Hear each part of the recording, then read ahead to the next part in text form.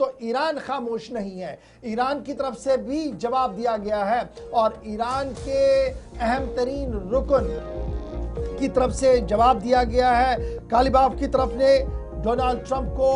करारा जवाब दिया गया, कहा गया कि आप हमारी पेशेंस को ना आजमाएं और जिस तरीके से आप लगातार रेड लाइन को क्रॉस कर रहे हैं इसके नताज इंतहाई संगीन होंगे और तमाम तर जिम्मेदारी सदर अमेरिका डोनाल्ड ट्रंप पर होगी। जी नाज़रीन, इस्लामाबाद टॉक्स फेल होने के बाद ही बयानबाजी जो है तेज हो गई है। धमकियां भी अमेरिकी सदर डोनाल्ड ट्रंप की जानिब से जहां एक तरफ धमकी दी जा रही है आबनाए हरमुज को लेकर, लेकिन दूसरी तरफ से ईरान की जानिब से भी जो ईरान पार्लियामेंट के स्पीकर है मोहम्मद बाकिर कालिबाफ, उनकी जानिब से ट्रंप को भी सख्त वार्निंग दे दी गई है और कहा है कि जिस तरह से जंग उन पर मुसल्लत की गई है तो उसका भरपूर जवाब दिया जाएगा और आने वाले दिनों के दौरान अगर जो है उनके साथ दोबारा से जंग के दौरान उन पर हमला किया गया आने वाले दिनों के दौरान तो उसका भरपूर भी जवाब दिया जाएगा और उसके साथ साथ दबाव धमकी और पाबंदियों के आगे वो नहीं झुकेंगे। मोहम्मद बाकिर कालिबाफ जो ईरानी पार्लियामेंट के स्पीकर है,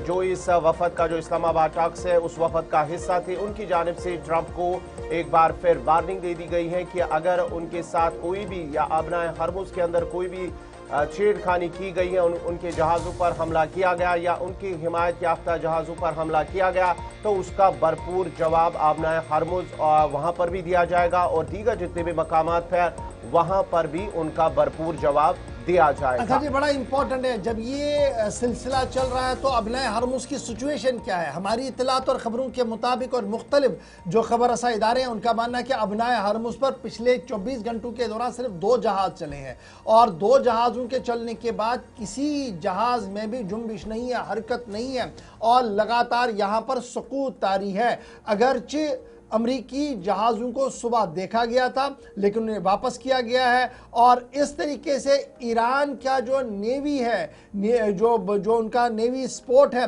वो मुसलसल अबनाए हरमुज पर कंट्रोल किए हुए हैं, इस तरीके का दावा जो है वो ईरान की तरफ से किया गया है। तो ये बड़ा बयान जी दिया गया मोहम्मद बाकिर कालिबाफ की तरफ से जो उस